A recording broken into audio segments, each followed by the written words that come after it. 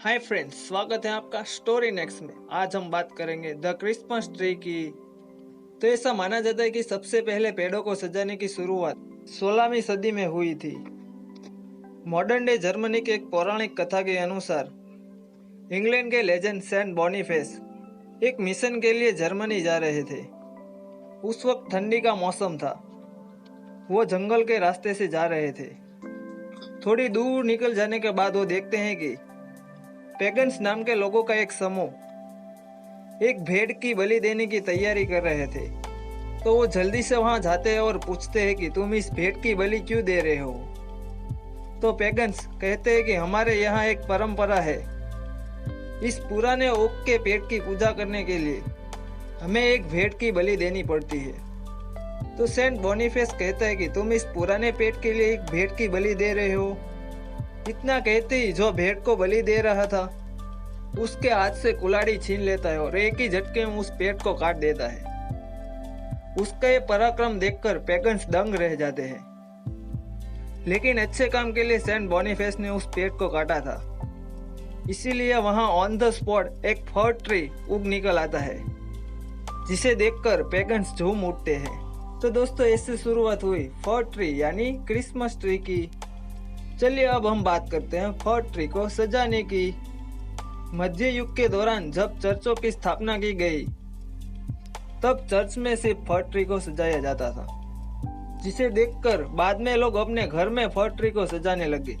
शुरुआती दौर में फर ट्री को एप्पल से सजाया जाता था, लेकिन अभी भी कुछ गिने चुने लोग ही फर ट्री के बारे में जानते थे। साल 1841 जब जर्मनी के प्रिंस अल्बर्ट और इंग्लैंड की प्रिंसेस विक्टोरिया की शादी हुई, तब कई सारे फर ट्री यानी क्रिसमस ट्री को सजाया गया था। लेकिन फिर भी कुछ खास फेमस नहीं हुआ फर ट्री। ऐसे ही देखते देखते 7 साल बीत गए। साल 1848 में जब क्रिसमस इवनिंग के दौरान अल्बर्ट और विक्टोरिया ने अपने बच्चों के लिए अपने विंस्टर किले में बड़े ही शानदार तरीके से क्रिसमस ट्री को सजाया गया और उसे देखने के लिए देश विदेश से लोगों को बुलाया गया।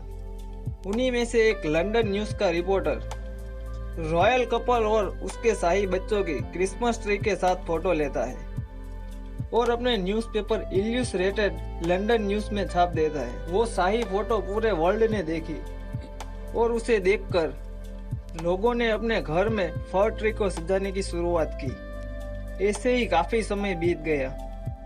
साल 1882 थॉमस एडिसन, जिन्होंने पहला लाइट बल्ब बनाया था, उसके असिस्टेंट एडवर्ड जॉनसन ने आइडिया देते हुए कहा, क्यों ना हम फर ट्री को लाइट बल्ब से सजाएं। तो उन्होंने पहली बार क्रिसमस ट्री को लाइट बल्ब से सजाया, जिसे देखकर लोगों ने फिर क्रिसमस ट्री को लाइट से सजाने की शुरुआत की। तो दोस्तों, ये थी फर ट्री यानी क्रिसमस ट्री से जुड़ी जानकारी। अच्छी लगी हो तो लाइक कीजिए और हमारे चैनल को सब्सक्राइब कीजिए। आप अपनी राय कमेंट बॉक्स में दे सकते हैं। बाय बाय, मिलते हैं एक नई स्टोरी के साथ स्टोरी नेक्स्ट में।